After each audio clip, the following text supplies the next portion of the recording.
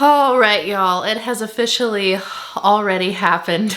Our very first homeschool fail, and I want to share the good, the bad, and the ugly, all of it with you guys. And so here I am today with my coffee, sitting down with y'all to share. So, you know, if you want some coffee, go ahead and grab your cup really quick too. Pause the video, whatever you need to do. I might get a little chatty. I don't know, we'll see. So,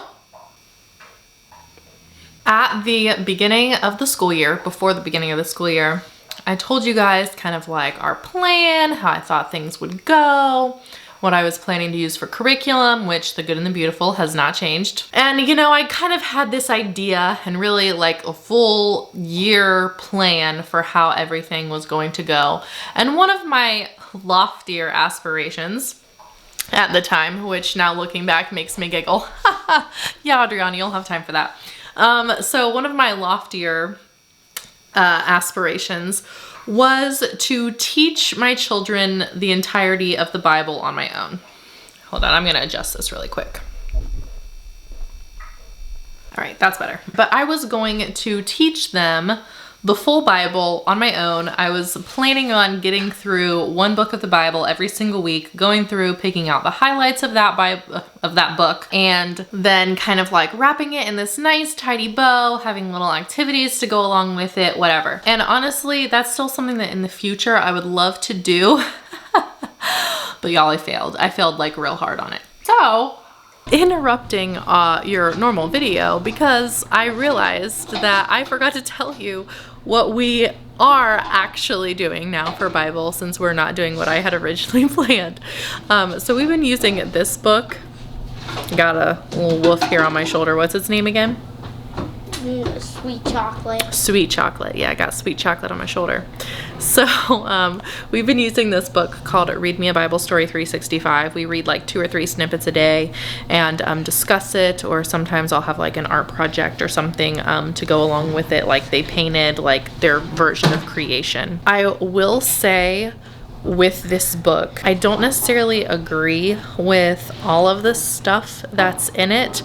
Not all of it is actually found in the Bible. Some of it are like elaborations that have been passed down through generations. Like, for example, in the story about Noah's Ark, it talks about how people made fun of Noah while he was doing it, which is something that's just kind of been like passed down generation to generation, and is definitely like a narrative in children's church a lot of time, but isn't actually, sorry if you hear Aspen playing back there, but isn't actually like legit found in the Bible. Like nowhere does it say in that story that he was like made fun of.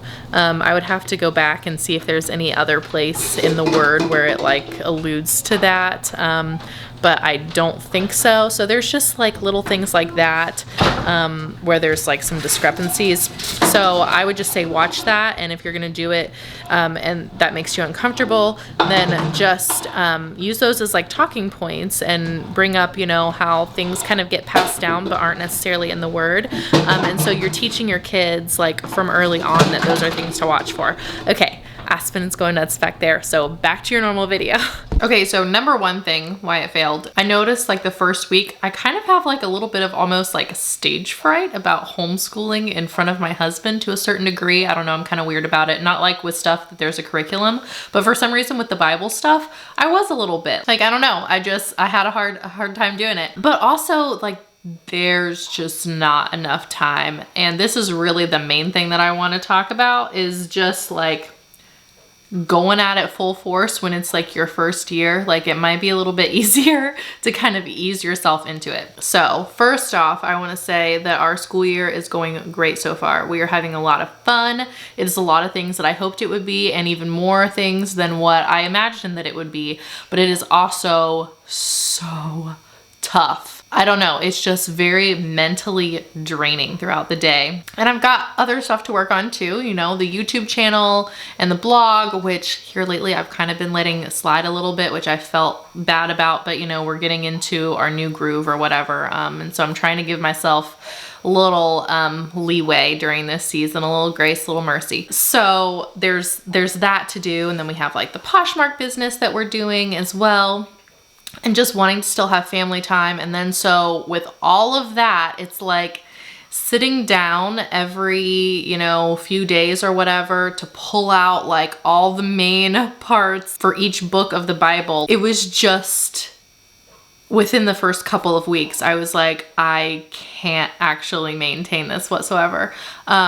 So I don't know, I might start like working on putting something together for next year to do that, or maybe even the year after. I don't know, like start doing it like during our breaks when I'm not having to homeschool all day and have time to like actually sit down, study some stuff out a little bit and put stuff together. Then maybe I'll start working on it like bit by bit in preparation for wanting to do that in the future.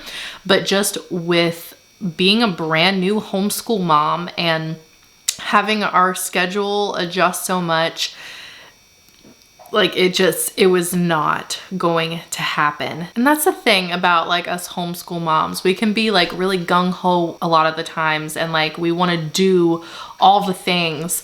But I think that we also need to be realistic and not push ourselves to the point where it becomes something that we don't like doing. And that's what kind of made me nervous about it, was that I felt like if 80% of my day was dedicated to homeschooling, not just teaching my kids, but then also all of the plan and prep that would go into completely doing my own Bible curriculum and the extent to which I was wanting to do it, that could cause some burnout really, really fast. And I want this for the long haul.